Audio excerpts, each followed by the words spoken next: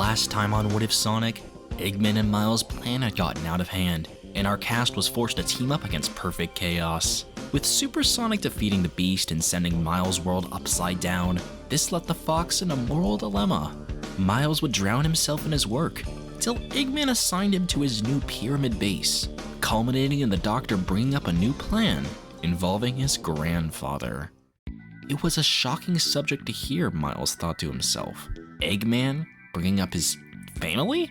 It was just unheard of. The Doctor rarely opened up, especially about family. Whilst Miles could go on and on to the Doctor about his past and his traumas, Eggman would barely even utter a word regarding relatives. It was more than likely a very sore spot for him, so Miles never pushed about it. So, to hear him now, bringing up his grandfather so directly, it was something worth listening to. So, perking up and ready to converse, Miles was here to listen and responded to Eggman's inquiry. I've always admired my grandfather. He had a brilliant mind and passed his intelligence down to me.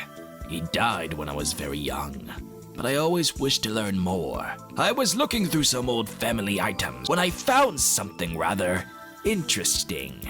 His old diary. The man never had the best handwriting, and there was a torn page here or there, but I discovered something interesting. I always knew he did work for the government, but I never knew that he made a weapon for them. From what I know, his work was shut down and is still being held by those buffoons. I'm going to finish my grandfather's legacy and bring the weapon back into the hands of the family. Miles was very intrigued. Eggman really was a prodigy, not just by his own right, but clearly from his family too. A lineage of genius. He was very interested to see if the grandfather of Dr. Eggman could create something that rivals his descendant. You and your grandfather sound very alike. Perhaps that means your creations are alike too? Precisely. If he was anything like me, then he's made the ultimate weapon, one worthy to pass down to his grandson. Do we have any idea where it is, or is it just a government project? Cause that's very vague. That's where we answer your question, Miles. Why did we locate so close to the United Federation? To get that weapon.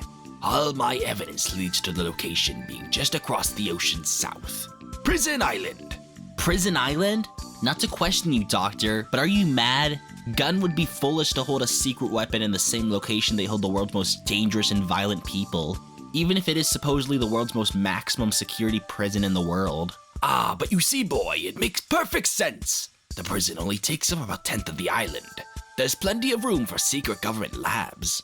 It's brilliant after all. The entire prison is run out of the military instead of regular prison wards. No one they don't want seeing these weapons is being hired there. The public, nor even the prisoners, would suspect a thing. That sounds like an ethics violation. Regardless, it would make sense. They have their military crafts posted around the island. Can't imagine that's just for the prisoners or the outposts. Now you see my vision. And we're going to waltz right through every little defense of theirs. That I can get behind. Good! Now, my foxy friend, we have no time to waste. Get a craft ready to drop us off at Prison Island. Miles nods, and for once, feels his insecurities on his role beside Eggman fading a bit. This kind of mission is just what he needed to get back in the game. The two drop off at Prison Island, making their grand entrance as they blast their way through the higher levels, arriving in a computer room to download vital information for what they need. Eggman and his Egg Walker trample through every defense, whilst Miles gains access to the building plans for the entire island, and access for any network signals for the prison. Miles guides Eggman to the restricted levels of the base, blasting through gun robots and the dozens of defenses that stand in their way. Alarms blare and warnings screech as the entire facility is on panic mode. If a door ends up locked, Miles is there to hack into the network and open it right back up for the Doctor. Both make quick work and keep up the pace, traversing the maze-like corridors of this underground compound, plowing through anything Gunn throws at them.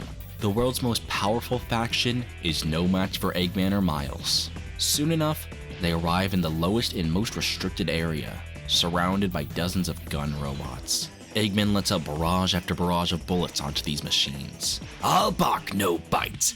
That was all too easy. Pitiful defense from the world's top government. What a joke. As the dust settles from the robotic massacre, they arrive at a large reinforced door.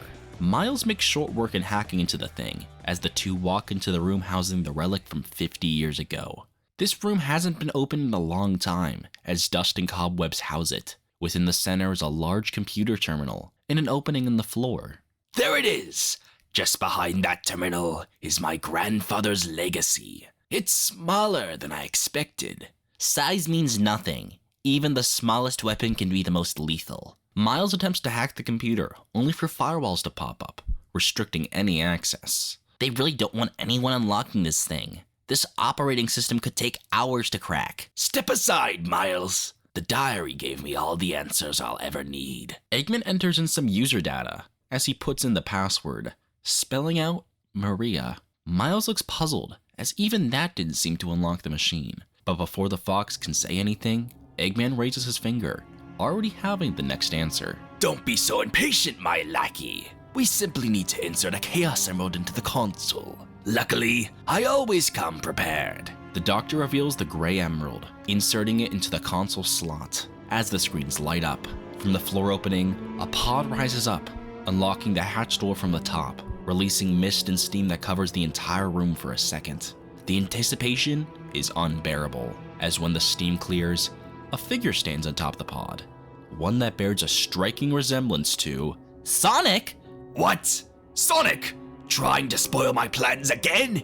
The doctor stares once more, realizing he was wrong. The anxiety of seeing his worst enemy had now become the anxiety of the unknown.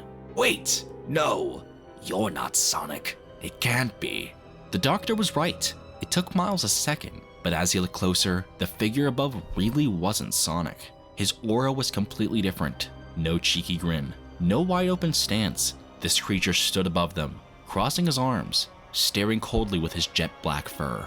His quills looking more like that of Supersonic's, covered in red highlights painted throughout its body, almost like something alien of this world. This thing was like a twisted reflection of the blue hedgehog. You're the government weapon? I'm Shadow the Hedgehog. In return for freeing me, I will grant you your wish. As these cold, calculated words leave this mysterious hedgehog's mouth, another alarm blares from the open hallways. Reinforcements are coming. Gah! What bad timing! We can take them, Doctor. No need for any fuss. Miles is then cut off by Shadow, as he simply says, Witness my power. The hedgehog teleports to the front door, running off, both Eggman and Miles not too far behind. Within the prior rooms, they're greeted by a gun walker. Miles might be eager to fight off another piece of government tech, but Eggman holds him back, wishing to witness what Shadow can truly do. And, admittedly, so does Miles. Shadow takes on the militarized mech like it's nothing, jumping and dashing towards the cockpit repeatedly with attacks that are all too familiar looking. This guy doesn't just look like Sonic, he acts like Sonic, just without that air of playfulness. Any ego isn't fun and cocky, more so an air of unnerving confidence. The gunwalker is taken down fast and effortlessly as Shadow stands upon it. Bravo! Bravo! He took care of that guard robot so easily. My world conquest is guaranteed. He moved just like Sonic. He might be even closer in power to the blue hedgehog than Metal Sonic was. Still, how do we know he's going to listen to us? I freed him after all. He should be grateful. Eggman then turns to Shadow, shouting at him. Are you truly the military's top secret weapon? And what do you mean you're going to grant my wish? You mentioned world conquest? Bring me the Chaos Emeralds. What? Meet me in the central control room aboard the Space Colony Ark. The what? Shadow then turns back, running off in a blink, leaving Eggman and Miles dumbfounded. Get back here! We're talking to you! Give it a rest. We have the information we need. Eggman puts a hand on Miles' shoulder, motioning the fox to calm himself. Miles was certainly impressed with Shadow, but also utterly stressed at the same time. Another reckless organic was being thrust into the limelight by his boss. Why him? Regardless of his own thoughts, the two head back to the Pyramid Cave to regroup and recollect on things, to make their next move. Miles would address Eggman in a mockingly annoyed tone, wanting to figure out the next step forward. So, Doctor, what's this information we supposedly got from that military freak weapon? He mentioned the Space Colony Ark and the Chaos Emeralds. If those two things are tied together, then we might have ourselves world domination handed to us on a silver platter. I heard what he said, but it all sounds ridiculous. I heard rumors about the Space Colony Ark, but I didn't think it actually existed. Well, according to the testimony of Shadow, it clearly does. Are we really gonna trust an organic life form again? Chaos got us into a mess last time. No matter how impressive, I don't trust this ultimate life form will be any good for us. Have a little faith, my dear lackey. This one actually talks, and has power as something that's unrivaled. I suppose so. Just as their conversation would have continued, an alert appears on the surrounding computer screens. A large facet of chaos energy was detected on the outskirts of the base, and when camera footage is given, Knuckles and a mysterious bat lady are fighting over the Master Emerald. Oh, the Master Emerald would be a nice bonus for me. This truly is my day. Miles, I'm going to need a big favor from you. I'd like you to build me a teleporter, one that can warp me onto the Space Colony Ark. With your prowess, this should be more than an afternoon job. Afternoon job? What do you take me for? A blue-collar worker? This'll be done in an hour tops. The fox nods to Eggman, wishing him luck in the Master Emerald endeavor. Plus, seeing that buffoon of an echidna lose his gemstone would be a fun sight. He did tell the Guardian to keep a careful eye on it last time he saw him. It's his own fault for losing it. Unfortunately, Miles wouldn't exactly get what he wanted, as Eggman would come back empty-handed. The same scene as in Canon would play out, with Knuckles shattering the Master Emerald. You get on my case for any little thing, but you can't manage to get the Master Emerald from that idiot echidna? The buffoon shattered it. You are no place to judge, Miles. Remember who your superior is. I could have taken the Master Emerald before that doll-brain idiot had the chance to even see me do it. Maybe you've lost your edge, Doctor. Eggman stares angrily at his protege. As Miles stares back, the conversation is tense, but the Doctor isn't one to let awkwardness sit. A senile, sadistic smirk then sits on his face, his teeth airing sharply in front of the fox's face. Test it. Huh? The teleporter. Test it. But we have robots for that. Well, if you're so confident in your abilities, then why bother wasting the time? Surely your superior ability leaves no margin for failure. You'll be fine. Now then, Fox Boy, test it. Miles feels a pit form in his stomach as he turns around to the teleportation platform. Well, yes, he's confident that it could work. That air of anxiety and doubt also enters his mind. One wrong calculation, one wrong code, and it's over. He could be warped into the middle of space, or worse, have his own atoms ripped apart. The Fox has no other option though. His own ego won't allow it. Carefully, he turns on the machine and steps onto it, feeling his entire body deatomize instantly. This very well could be it. His eyes close as he hopes and hopes. Things go dark. Is he screwed? He blinks for a couple seconds before his eyes adjust to the darkness. Activating night vision in his mechanical eye, he sees... Yes! It worked. He's aboard the Ark, just in a very dark room. Feeling the pit of anxiety leave his stomach, he lets out a sigh of relief, warping back to the base. There you are, Miles. That wasn't so bad, was it? Miles stares at the Doctor for a second. They don't always get along, especially now. But Miles never inflicted anything threatening or violent to the Doctor. He had respect, even in disagreements. Why wouldn't Eggman have the same respect for him? Why the long face? It worked after all, just like you said. Nothing. Just taking in the fact that I was right. Right for now, perhaps. This unpleasant conversation is halted when the surrounding computer screens within the room turn on once more. Did Knuckles bring a second Master Emerald? No, it's something else. The screen shows a national news broadcast from the nearby Central City. Some kind of robbery from a government-owned bank within the city. The item robbed? A Chaos Emerald. Both Eggman and Miles are filled with momentary shock as they give their full attention to the report. The news footage cuts to a live broadcast of the supposed assailant. Surrounded by military vehicles atop the archway of a red bridge stands the thief. The reporter claiming it may in fact be Sonic the Hedgehog. The two stare what appears to be Sonic before quickly realizing who the familiar face actually is. Isn't that Shadow? He really does bear a resemblance to Sonic. Did your grandfather know Sonic's dad or something? The two really do look so freakishly similar at a glance. It doesn't matter if he did or didn't. This whole thing is working out even better than I thought. Not only do we have a weapon, but he's going to drag Sonic's reputation through the mud. Oh, it's priceless. Now, come along, Miles. We have a mission to prepare for. Eggman walks out of the room, laughing to himself in satisfaction. Miles stays a second longer, staring at the news report. He clenches his fist momentarily before turning around and leaving as well. Sonic's own story in the original game is identical so far, as Gun captures him and he quickly escapes to the city, getting chased around by them before running into Shadow the night of the news report. They have a brief confrontation before Sonic is ultimately captured by Gun once more. Back with Miles and Eggman, after a quick rest, the two head to the teleporter. Eggman, once again, decked out in his Egg Walker. The two plan to finally meet with Shadow aboard the Ark. Before they can leave though, Miles notices a slight disturbance on his communicator. Doctor, there might be an intruder or something in the egg quarters. Want me to check it out? Don't bother. If anything is there, it'll be taken care of by my robots. We have bigger hogs to fry now. Miles nods as the teleporter is activated, both of them being transported to the Space Colony Ark. So, this is the Space Colony Ark. Incredible.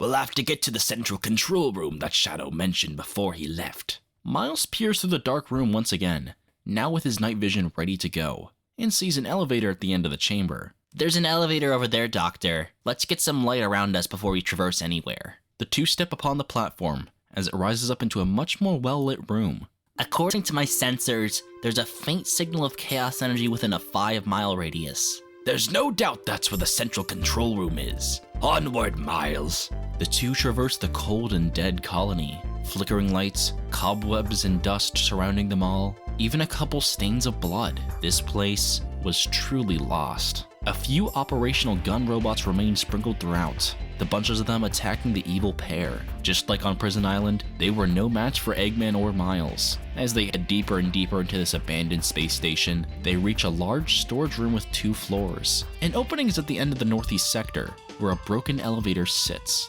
Here's the other reason why I made this thing.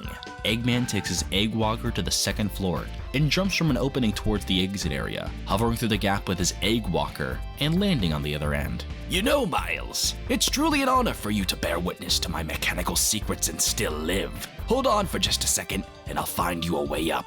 Instead of waiting, Miles just spins his 2 tails together and flies up, landing gracefully next to Eggman. The Doctor, however, gives an odd stare. That's a neat party trick. Oh, that? Sonic, I mean, I've been finding practical applications for these freakish things. The Doctor lowers his eyebrows before replying. So long as you're focused on your obligations. The two continue traversing the many hallways and corridors, and even briefly step out into space. Eggman nor Miles understands how they can actually breathe out there, by the way. Maybe the Ark has some kind of air bubble or atmosphere surrounding it? Questions for later. As the mission nearly reaches its end, Miles can finally process the awe of this place. A space colony the size of a city. It was truly a marvel.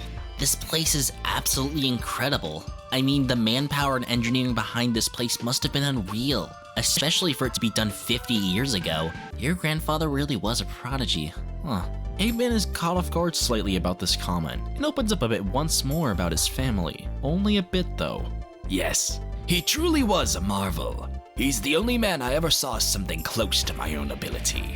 You must take after him a lot. I know it was before my time with you, but I read up on your whole Death Egg plan from a long time ago. This arc isn't too dissimilar from that, just on a much bigger scale.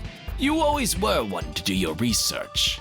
Well, there's a reason I'm up here with you, and not down there working on a random base. Miles then shifts back to the earlier topic, shifting his demeanor to one of frustration. It's truly a crime the government decided to shut all this down.